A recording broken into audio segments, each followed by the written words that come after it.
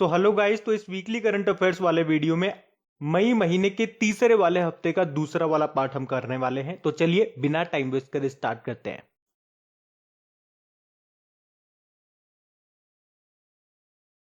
तो प्रश्न है कि किसे अंतरराष्ट्रीय अजय स्वर्ण पदक सम्मान दिए जाने की घोषणा की गई। तो आंसर होगा रमेश पोखरियाल निशंक को। अंतरराष्ट्रीय अजय स्वर्ण पदक सम्मान, इसे इंग्लिश में कहेंगे इंटरनेशनल इनविंसिबल गोल्ड मेडल। तो ये दिया गया भारत के जो शिक्षा मंत्री है रमेश पोखरियाल निशंक को, और ये जो अवार्ड है इन्होंने समर्पित कर दिया कोविड वॉरियर्स को।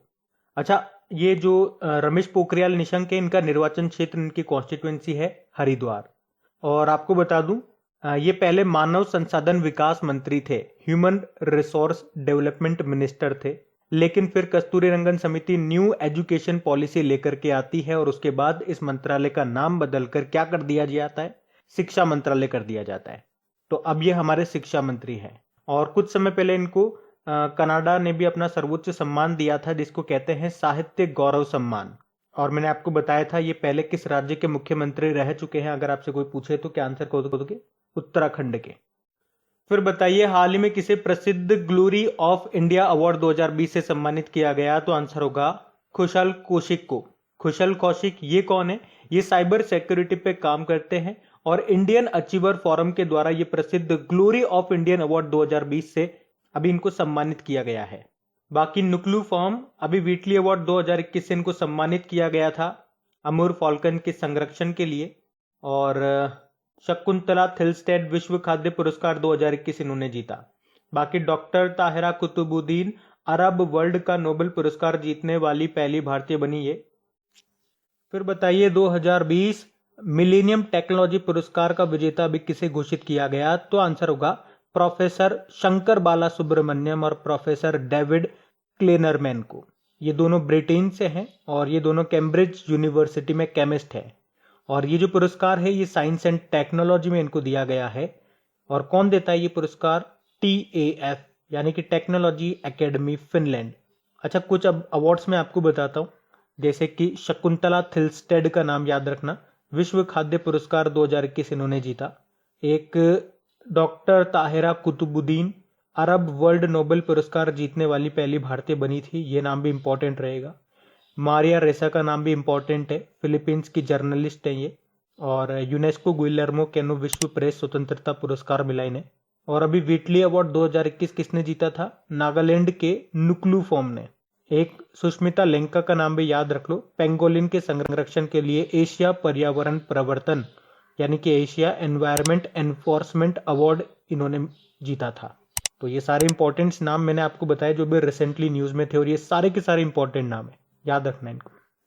अच्छा, तो ये इंपॉर्टेंट प्रश्न है, बताइए कितने भारतीय स्थलों को यूनेस्को की विश्व धरोहर स्थलों की अस्थायी सूची में मंजूरी मिल गई है शामिल करने की। तो आंसर होगा 6 को।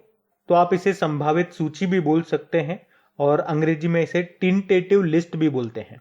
अच्छा देखो, पहला तो ये याद रखो कि भारत में टोटल कितने यूनेस्को विश्व विरासत स्थल हैं, वर्ल्ड हेरिटेज साइट्स हैं। तो 38 हैं। कितने हैं? 38। तो अगर कोई जगह वर्ल्ड हेरिटेज साइट डिक्लेयर की जाती है तो उससे पहले वो एक संभावित सूची में जाती है। तो अभी उसी संभावित सूची यानी कि अस्थायी यानी कि टेंटेटिव लिस्ट में भारत की 6 जगहों को जोड़ा गया है। अब वो 6 जगह कौन कौन सी है? वाराणसी में गंगा घाट, तमिलनाडु में कांचीपुरम के मंदिर, मध्य प्रदेश में सतपुड़ा टाइगर रिजर्व, मध्य प्रदेश में नर्मदा घाटी के मेडा घाट और लमेता घाट, और महाराष्ट्र में मराठा सैन्य वास्तुकला, कर्नाटक में हायर बंगाल मेगालिथिक साइट। तो अब इन 6 जगहों को जोड़ने के बाद अब संभावित सूची में भारत की तरफ से टोटल कितनी जगह हो गई है? 48 हो गई है। और अब इन 48 में से ही कोई वर्ल्ड हेरिटेज साइट बनेगा जब भी इनकी मीटिंग होगी। देखो यूनेस्को की बात करें, देखो यूनेस्को मतलब हो गया United Nation Educational and Scientific and Cultural Organization. स्थापना 1945 में होती है। इसका हेडक्वार्टर मिलेगा आपको पेरिस, फ्रांस में। वैसे पेरिस में आपको OECD का हेडक्वार्टर मिल जाएगा, FATF financial action task force का मिल जाएगा, इंटरनेशनल एनर्जी एजेंसी का मिल जाएगा, रिपोर्टर्स विदाउट बॉर्डर का आपको यहीं पे मिल जाएगा, ये भी आप ध्यान रख सकते हो। और यूनेस्को के डायरेक्टर जनरल कौन है? ऑद्रे उजाले हैं। और आपको याद होगा मध्य प्रदेश में जो पन्ना बायोस्फीयर रिजर्व है, तो यूनेस्को ने उसे world network of biosphere reserve में जगह दी थी और ऐसा होने वाला ये भारत का 12वां बायोस्फीयर रिजर्व है। वैसे भारत में टोटल कितने बायोस्फीयर रिजर्व हैं? 18 है, ध्यान रखना।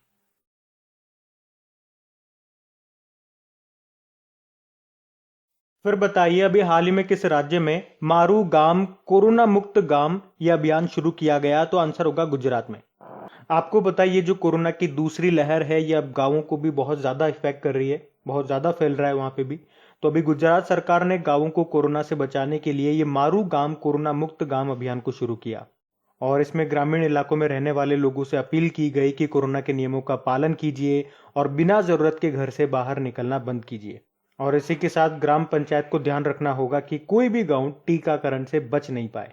अभी उत्तराखंड ने घरों की पहचान चैलिका नाम योजना शुरू की और पंजाब का 23वां जिला भी कौन सा बन गया? मलेरकोटला बन गया। उसके अलावा कोवैक्स अलायंस में शामिल होने वाला ये पहला भारतीय राज्य भी बना। हिमाचल प्रदेश अभी आयुष घर द्वार नाम का एक कार्यक्रम यहाँ पे शुरू हुआ है। गुजरात की कैपिटल गांधीनगर हो गई और मुख्यमंत्री विजय रूपानी हैं, गवर्नर यहाँ के हैं आचार्य देवव्रत।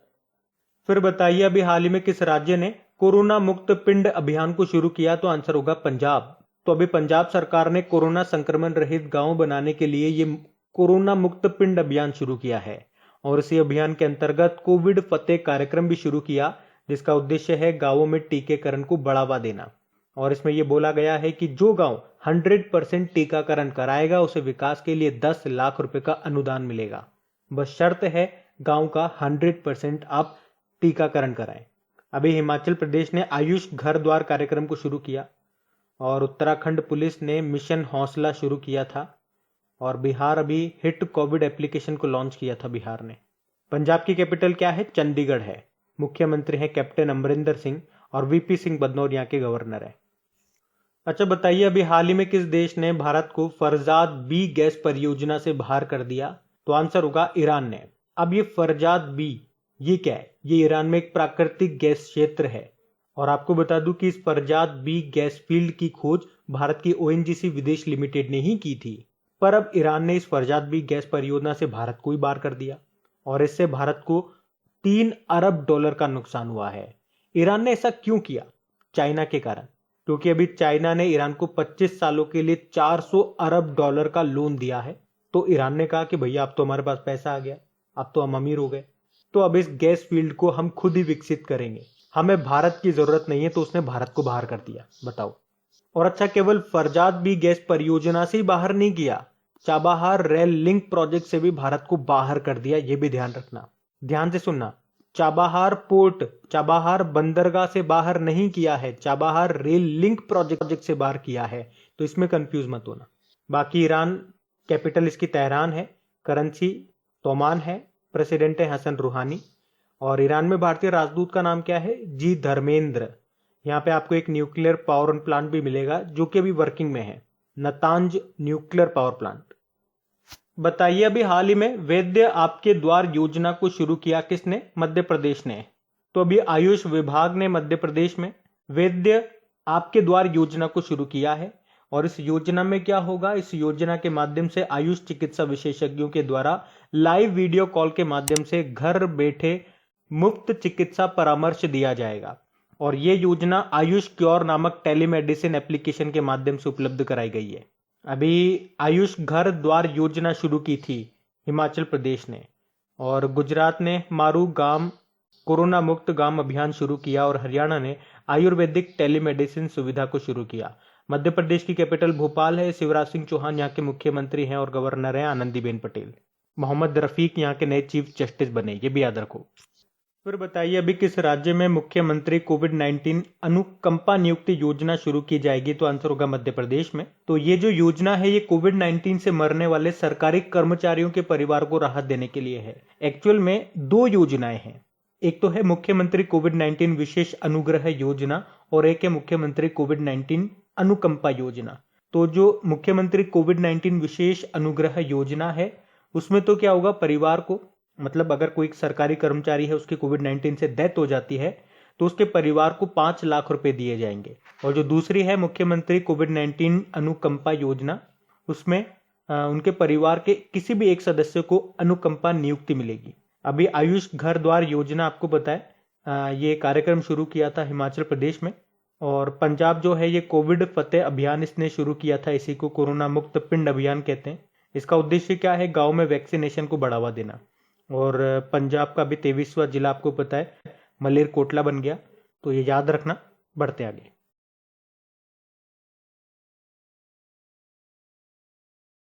अच्छा बताइए, अभी किस राज्य के मुख्यमंत्री ने मोमा मार्केट मोबाइल एप्लीकेशन को लॉन्च किया? तो आंसर होगा मणिपुर।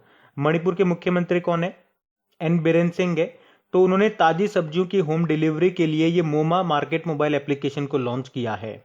तो ये सुनिश्चित करेगा कि लोगों को कोविड-19 कर्फ्यू के दौरान उनके दरवाजे पर ताजी सब्जियां मिल सके। अभी असम से आपको याद होगा ऑनलाइन बाढ़ रिपोर्टिंग सिस्टम शुरू करने वाला ये पहला राज्य बना। और दिल्ली पुलिस ने अभी वरिष्ठ नागरिकों के लिए वाहन हेल्पलाइन कोवी वैन को शुरू किया। मध्य प्रदेश ने अभी मुख्यमंत्री कोविड उपचार योजना और मुफ्त स्वास्थ्य आहार योजना को शुरू किया। देखो, मणिपुर की कैपिटल इम्फाल हो गई, मुख्यमंत्री हो गए एन बीरेन सिंह और गवर्नर कौन है? नजमा हेपतुल्ला हैं।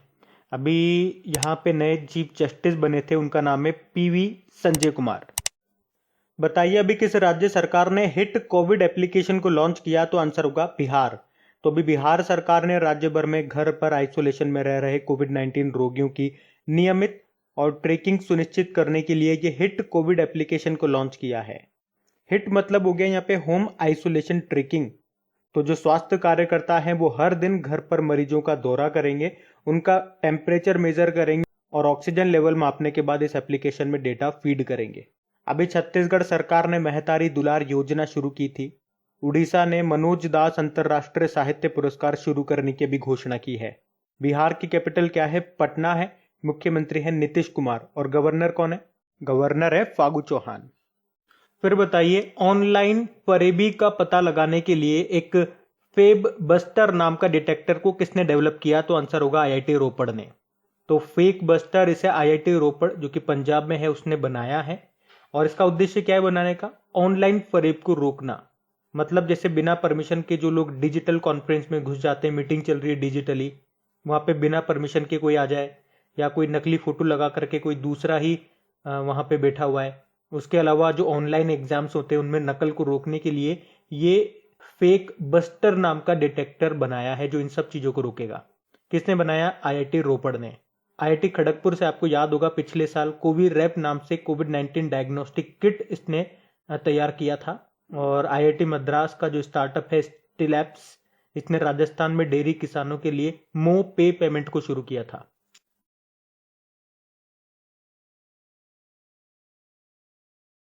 फिर बताइए, अभी हाल ही में विश्व एड्स वैक्सीन दिवस कब मनाया गया? तो आंसर होगा 18 मई को। और ये जो वर्ल्ड एड्स वैक्सीन डे है इसे ही एचआईवी वैक्सीन जागरूकता दिवस के रूप में भी जाना जाता है। और एड्स से आपको याद होगा एक वर्ल्ड एड्स डे भी होता है। कब मनाते हैं वो? 1 दिसंबर को मनाते हैं, वो भी ध्यान रखना। फिर बताइए, अभी हाल ही में विश्व मधुमक्खी दिवस कब मनाया गया? तो आंसर होगा 20 मई को। अच्छा, ये वर्ल्ड बी डे जो है ये 20 मई को ही क्यों मनाते हैं? तो मधुमक्खी पालन की जो टेक्निक है उस टेक्निक को डेवलप किया था एंटोन जानसा ने। तो उनका जन्मदिन होता है 20 मई को। और वैसे भी इकोसिस्टम के लिए मधुमक्खियां और जो अन्य परागणक हैं उनके महत्व को, उनके योगदान और उनके संरक्षण के बारे में जागरूकता बढ़ाने के लिए इसे मनाया जाता है। और इसकी थीम क्या है इस बार? Be engaged, build back better for peace. Last year जो हमने मधुमक्खी दिवस बनाया था उसकी थीम थी बी एंगेज्ड, और इस बार क्या है? Be engaged, build back better for bees. और एक प्रश्न मैंने आपसे पूछा था कि मधुमक्खी पालन के अध्ययन को क्या कहते हैं? एपीकल्चर कहते हैं। कई बार एग्जाम में पूछा जाता है, रेलवे वगैरह इनके एग्जाम में इस तरह के प्रश्न आ जाते हैं कई बार। वैसे आपको बता दूं 20 मई को हम विश्व माप विज्ञान दिवस, वर्ल्ड मेट्रोलॉजी डे भी मनाते हैं, जिसकी थीम रही थी मेजरमेंट फॉर हेल्थ, यानी कि स्वास्थ्य के लिए मापन।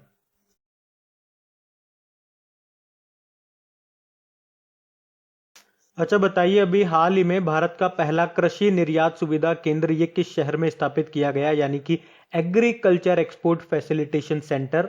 तो आंसर होगा पुणे, महाराष्ट्र में। तो अभी Maharashtra chamber of commerce, industry and agriculture ने पुणे में भारत का पहला कृषि निर्यात सुविधा केंद्र को शुरू करने के लिए नाबार्ड के साथ भागीदारी की है। और इसका उद्देश्य क्या है? कृषि निर्यात को बढ़ावा देना। याद रखना, भारत का पहला कृषि निर्यात सुविधा केंद्र है ये। कहां पे? पुणे में। किसकी सहायता से? नाबार्ड की सहायता से। और नाबार्ड की बात करेंगे, नाबार्ड मतलब होता है national bank for agriculture and rural development, जिसकी स्थापना होती है 12 जुलाई 1982 में। अच्छा, नाबार्ड की स्थापना किस समिति की सिफारिश पे हुई थी? तो आंसर क्या होगा? शिवरमन समिति की सिफारिश पे। इसका हेडक्वार्टर मुंबई में है, अध्यक्ष गोविंद चिंटला है। अच्छा, यहां से एक डे आप लिंक करके याद रख सकते हो। विश्व कृषि पर्यटन दिवस, वर्ल्ड एग्रीकल्चर टूरिज्म डे कब मनाया जाता है? तो आंसर होगा 16 मई को। फिर बताइए, वाईफाई सुविधा प्राप्त करने वाला भारत का 6000वां रेलवे स्टेशन कौन सा बन गया? तो आंसर होगा हजारीबाग। अच्छा, ये तो बात हो रही है 6000वां की। एक बार एग्जाम में 5500वां भी पूछ लिया गया था कि 5500वां रेलवे स्टेशन कौन सा बना है। तो वो था माधवा मिलन रेलवे स्टेशन, जो कि झारखंड का है। और अब ये जो 6000वां बना है, ये भी झारखंड का ही है, हजारीबाग टाउन रेलवे स्टेशन।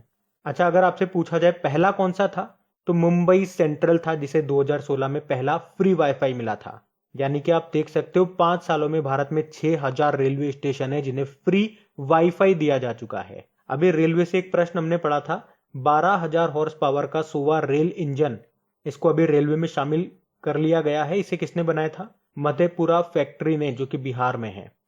और इसे किस कंपनी की सहायता से बनाया गया इस इंजन को? अल्टसोम कंपनी, जो कि फ्रांस की है। वर्तमान में हमारे रेल मंत्री हैं पीयूष गोयल, और स्वतंत्र भारत के पहले रेल मंत्री कौन थे? जॉन मथाई थे। चलो कमेंट बॉक्स में टाइप करके बताओ, अभी हमारे नए रेल बोर्ड के नए चेयरमैन और सीईओ कौन बन गए?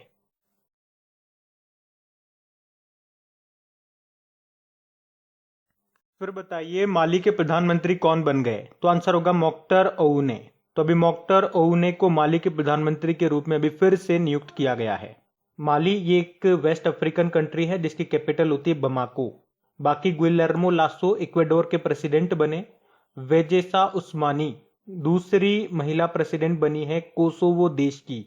और ससो नेगेसो ये कांगो गणराज्य के प्रेसिडेंट बने थे। अच्छा बताइए, पाकिस्तान के राष्ट्रीय सुरक्षा सलाहकार कौन बन गए? मोईद यूसुफ बन गए, नेशनल सिक्योरिटी एडवाइजर।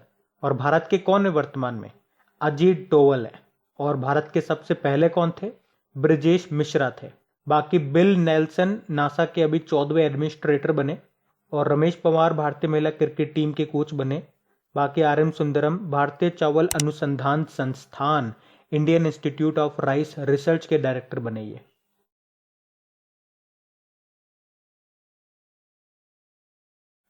बताइए, अभी हाल ही में ईरान ने किस नाम से अपना सबसे शक्तिशाली सुपर कंप्यूटर बनाया है? तो आंसर होगा सिमॉर्ग। तो अभी ईरान ने सिमॉर्ग नाम से एक नया सुपर कंप्यूटर बनाया है। और अब तक इसने जितने भी सुपर कंप्यूटर बनाए हैं उनसे ये 100 गुना ज्यादा शक्तिशाली है। और इसका नाम रखा है सिमोर्ग। तो अभी सुपर कंप्यूटर का इस्तेमाल आर्टिफिशियल इंटेलिजेंसी वर्कलोड में ट्रैफिक और वेदर डेटा और इमेज प्रोसेसिंग के लिए किया जाएगा। लेकिन याद रखना, अगर आपसे पूछा जाए विश्व का सबसे तेज सुपर कंप्यूटर कौन सा है, तो वो फुगाकू है, ये जापान का है। लेकिन प्रश्न में हम केवल बात कर रहे हैं ईरान का सबसे शक्तिशाली सुपर कंप्यूटर अभी बनाया गया, उसका नाम सिमोर्ग है। अच्छा, विश्व में सुपर कंप्यूटर का जनक किसे कहा जाता है? सेमूर क्रे को। और भारत में किसे कहा जाता है? विजय भटकर को। और भारत का जो पहला सुपर कंप्यूटर था वो परम 8000 था। और ये परम सीरीज बनाई किसने? सीडेक ने। देखो, ईरान की बात हो रही है तो ईरान की कैपिटल तेहरान है। इसकी नई करेंसी क्या है? तोमान है। प्रेसिडेंट हसन रूहानी है। और ईरान में एक स्थान है रामसर, जहां पर रामसर कन्वेंशन हुआ था 1971 में, जिसका संबंध आर्द्र भूमियों के संरक्षण से है, वेटलैंड के कंजर्वेशन से है। अच्छा, भारत में टोटल कितनी रामसर साइट्स हैं, वेटलैंड साइट्स हैं? 42 हैं। और अभी 42 नंबर की बनी थी लद्दाख की तसूकर झील। वैसे ईरान में आपको कौन कौन से मरुस्थल मिलेंगे? तो दस्त ए कबीर और दस्त ए लुत। और अगर आपसे पूछा जाए ना कि फरजाद नाम का गैस का जो फील्ड है वो कहां पर है, तो ईरान में है। ये आप याद रखना, ये अभी करंट इश्यू था। बताइए, हाल ही में मिक्स्ड मार्शल आर्ट खिताब जीतने वाले भारतीय मूल के पहले फाइटर कौन बन गए हैं? तो आंसर होगा अर्जन भुल्लर। ये भारतीय मूल के हैं, भारतीय नहीं है, इनका जन्म वहीं हुआ है कनाडा में। इनके दादा परदादा रहा करते थे भारत में, इसलिए हमने बोला भारतीय मूल के, लेकिन खेलते ये कनाडा के लिए हैं। और अभी सिंगापुर में एक चैंपियनशिप हुई थी, उसमें हैवी वेट वर्ल्ड चैंपियनशिप का खिताब इन्होंने अपने नाम कर लिया। वैसे अर्जन बुल्लर ने 2010 और 2012 में कॉमनवेल्थ गेम्स में गोल्ड मेडल भी जीते थे, और इस तरह से वो ओलंपिक में कनाडा का प्रतिनिधित्व करने वाले भारतीय मूल के पहले फ्री स्टाइल पहलवान बने। अच्छा बताइए, अभी के अग्रवाल का निधन हो गया, इनका संबंध किस क्षेत्र से था? तो आंसर होगा मेडिकल। के अग्रवाल ये एक फेमस कार्डियोलॉजिस्ट थे। कार्डियोलॉजिस्ट मतलब हृदय रोग विशेषज्ञ, और अभी कोविड-19 के कारण इनका निधन हो गया। और आपको बता दूं, ये इंडियन मेडिकल एसोसिएशन के अध्यक्ष भी रह चुके हैं। निधन हो गया इनका भी। चलो एक प्रश्न का जवाब दो आप मुझे, भारत की पहली महिला कार्डियोलॉजिस्ट का नाम क्या है? तो ये आपको याद होना चाहिए क्योंकि इनका नाम न्यूज में था। इनका भी निधन हो गया। नाम है डॉक्टर पद्मावती। अच्छा बताइए, हृदय का पेसमेकर किसे कहते हैं? SA नोड को। SA नोड मतलब सेनोट्रियल नोड, और जो हमारा हृदय है वो याद रखना रक्त को पंप करने का काम करता है, ब्लड को पंप करने का काम करता है। ब्लड के शुद्धिकरण, प्यूरिफिकेशन ऑफ ब्लड का काम नहीं करता, वो तो किडनी करती है। फिर बताइए, अभी किस कंपनी ने सबसे बड़ा अंतरराष्ट्रीय सबमरीन केबल सिस्टम के निर्माण करने की घोषणा की है? तो आंसर होगा रिलायंस जियो ने। तो रिलायंस जियो ने कहा है कि वो दुनिया का सबसे बड़ा अंतरराष्ट्रीय सबमरीन केबल ये बिछाने वाला है, मतलब समुद्र के अंदर ऑप्टिकल फाइबर बिछाया जाएगा। और क्यों, मतलब इसका उद्देश्य क्या है? इंटरनेट की सुविधा को अच्छा करने के लिए। तो ये इसमें 2 केबल बिछाएगा, जिसमें एक केबल का नाम है इंडिया एशिया एक्सप्रेस, दूसरे केबल का नाम है इंडिया यूरोप एक्सप्रेस। तो पहली जो केबल है इंडिया एशिया एक्सप्रेस, उसका उद्देश्य है भारत से थाईलैंड तक इंटरनेट की सुविधा उपलब्ध कराना, जिसे 2023 तक स्टार्ट किया जाएगा। और दूसरी जो है इंडिया यूरोप एक्सप्रेस, और इसे बिछाने का उद्देश्य है इटली तक इंटरनेट की सुविधा को उपलब्ध कराना, और ये 2024 तक स्टार्ट हो जाएगी। और इस काम में रिलायंस का सहयोग करेगी सबकॉम कंपनी। अच्छा देखो, कई बार ये प्रश्न आपके एग्जाम में पूछा जा चुका है। अच्छा चलो, अभी एक नाम मैं आपसे पूछता हूँ, फादर ऑफ ऑप्टिकल फाइबर किन्हें कहा जाता है? ये नाम भी न्यूज में था अभी। नरेंद्र सिंह कृपलानी को कहा जाता है, इनका भी निधन हो गया। और ऑप्टिकल फाइबर ये किस प्रिंसिपल, किस सिद्धांत पे काम करता है? तो टोटल इंटरनल रिफ्लेक्शन, पूर्ण आंतरिक परावर्तन। और रिलायंस जियो से आपको क्या याद है, क्या कनेक्ट कर पा रहे हो? अभी टाइम्स मैगजीन की 100 सबसे प्रभावशाली कंपनियों की जो सूची आई थी, उसमें 2 भारतीय कंपनियां थी, एक तो ये रिलायंस जियो और एक बायजूस, तो ये भी ध्यान रखना। फिर बताइए, अभी हाल ही में किस राज्य में विधान परिषद के गठन के हेतु राज्य कैबिनेट ने मंजूरी दे दी है? तो आंसर होगा पश्चिम बंगाल। तो एक्चुअली में जब ममता बनर्जी चुनाव लड़ रही थी तो उन्होंने ये घोषणा की थी कि अगर हम चुनाव जीत जाते हैं तो विधान परिषद बनेगी पश्चिम बंगाल में। और मैंने आपको बताया था डेली करंट अफेयर्स वाले लेक्चर में कि अगर आपसे पूछा जाए कि क्या पहले पश्चिम बंगाल में विधान परिषद थी, तो आंसर करना यस। एक्चुअली में 1935 अधिनियम के द्वारा बंगाल में 2 सदन थे, एक था विधानसभा, एक था विधान परिषद, 1935 के एक्ट में। फिर 1952 में विधान परिषद का गठन किया गया पश्चिम बंगाल में, लेकिन 1969 में पश्चिम बंगाल से विधान परिषद हटा दिया गया। तो अगर आपसे पूछा जाए क्या पहले थी, तो आंसर होगा हाँ, लेकिन 1969 में हटा भी दिया गया। अच्छा, एग्जाम में अगर पूछा जाता है कि विधान परिषद का उल्लेख किस अनुच्छेद में है, तो संविधान के 169 अनुच्छेद में। और क्या बताया गया उसमें? उसमें लिखा है कि विधानसभा के साथ साथ विधान परिषद भी हो सकती है। अच्छा, विधान परिषद में न्यूनतम कितने सदस्य होने चाहिए? तो ये मिनिमम होने चाहिए 40, और ज्यादा से ज्यादा कितने हो सकते हैं? तो विधानसभा में जितने मेंबर है उनका 1/3 कर लो। और विधान परिषद के सदस्यों का कार्यकाल कितना होता है? 6 साल का होता है। और किस राज्य के विधान परिषद में सबसे ज्यादा सीटें हैं? तो ऑब्वियस सी बात है, आंसर होगा उत्तर प्रदेश। और किन किन राज्यों में अभी विधान परिषद है? तो उत्तर प्रदेश से ही एक लाइन आपको याद करवाई थी, क्या? तेल बिका उत्तर प्रदेश में, तेल बिका उत्तर प्रदेश में। तेल से तेलंगाना हो गया, बीका में बी से बिहार हो गया, का से कर्नाटक हो गया, उत्तर प्रदेश तो हो ही गया, और म से हो गया महाराष्ट्र। इनका जम्मू कश्मीर में थी, लेकिन अब वो यूनियन टेरिटरी बन गया अब यहाँ पे, और अब वहां पे विधान परिषद का जो स्टेटस है वो पूरी तरह से डाइल्यूट हो गया। उसके अलावा आंध्र प्रदेश की बात करेंगे तो वैसे तो आंध्र प्रदेश की गवर्नमेंट ने विधान परिषद को समाप्त करने के लिए ऑफिशियल नोटिफिकेशन जारी कर दिया था, लेकिन अभी उस नोटिफिकेशन पे सेंट्रल का अप्रूवल नहीं हुआ है, तो अभी तो आप कह सकते हो आंध्र प्रदेश में है। पश्चिम बंगाल के मुख्यमंत्री फिर से बन गई है ममता बनर्जी, यहाँ की कैपिटल कोलकाता है। कोलकाता किस नदी के किनारे स्थित है? तो हुगली नदी के किनारे। यहाँ के गवर्नर हैं जगदीप धनखड़। बताइए अभी हाल ही में किस राज्य ने म्यूकरमाइकोसिस यानी कि ब्लैक फंगस को महामारी घोषित किया? तो आंसर होगा एक तो राजस्थान और हरियाणा, दोनों ने म्यूकरमाइकोसिस को महामारी घोषित कर दिया है। म्यूकरमाइकोसिस ये क्या है? ये ब्लैक फंगस है, एक फंगल इन्फेक्शन है ये, और इसमें आंखें सबसे ज्यादा प्रभावित होती है। और इसका जो सबसे ज्यादा खतरा है वो किसे है? जिसे डायबिटीज है, या जो हैवी स्टेरॉइड्स लेता है, या जो कोविड-19 से अभी अभी ठीक हुआ है उनको। अच्छा, कवक यानी कि फंगस से होने वाले मुख्य रोग कौन कौन से हैं? तो एक लाइन आपको याद होगी, गंजा दामाद खाए फ्रूट। ये आपने कई बार सुन भी रखी होगी साइंस वगैरह में। गंजा दामाद खाए फ्रूट। गंजे से हो जाएगा गंजापन, दामाद में दा से हो जाएगा दाद, और खाए से हो जाएगा खाद खुजली वगैरह, फ्रूट से हो गया एथलीट फुट। ये सारी फंगस से होने वाले रोग हैं। बताइए अभी हाल ही में भारतीय मौसम विज्ञान विभाग ने चक्रवाती तूफान जिसका नाम है यास, उसके आने की चेतावनी दी है। इसका नामकरण किस देश ने किया? तो आंसर होगा ओमान ने। तो अभी भारतीय मौसम विज्ञान विभाग ने चेतावनी दी है कि बंगाल की खाड़ी में निम्न वायु दाब का केंद्र बन रहा है, और ये लो प्रेशर साइक्लोन में कन्वर्ट होगा, और ये 25 मई के आसपास या तो उड़ीसा या पश्चिम बंगाल से टकराएगा। और ये जो तूफान है इसकी जो तीव्रता होगी, पिछले साल जो अम्फान नाम का तूफान आया था उसी के लगभग बराबर होगी, मतलब काफी खतरनाक होगा ऐसा बोला गया है। और आप देख सकते हो ये 2021 का दूसरा चक्रवात हम देख रहे हैं, लेकिन बंगाल की खाड़ी में उत्पन्न होने वाला तो ये पहला है। इससे पहला वाला हमने देखा था तौकाते, वो अरब सागर से उठा था। तोकाते नाम किसने दिया था? म्यांमार ने दिया था। तोकाते मतलब होता है आवाज करने वाली छिपकली जो पाई जाती है म्यांमार में, और ये इसका नाम है यास। इसका नाम दिया ओमान ने। यास का मतलब हो गया निराशा। और पिछले साल एक तो निसर्ग नाम का तूफान आया था, बताइए उसका नाम किसने दिया था? निसर्ग आया था ना, वो अरब सागर में आया था, अरब सागर से उठा था। बांग्लादेश ने उसका नाम दिया था। और अम्फान ये बंगाल की खाड़ी से उत्पन्न हुआ था, उसका नाम थाईलैंड ने दिया था। भारतीय मौसम विज्ञान विभाग की बात करेंगे, इंडियन मेट्रोलॉजिकल डिपार्टमेंट, तो इसके डायरेक्टर जनरल कौन है? डॉक्टर मृत्युंजय महापात्रा हैं, जिनको साइक्लोन मैन ऑफ इंडिया भी कहते हैं।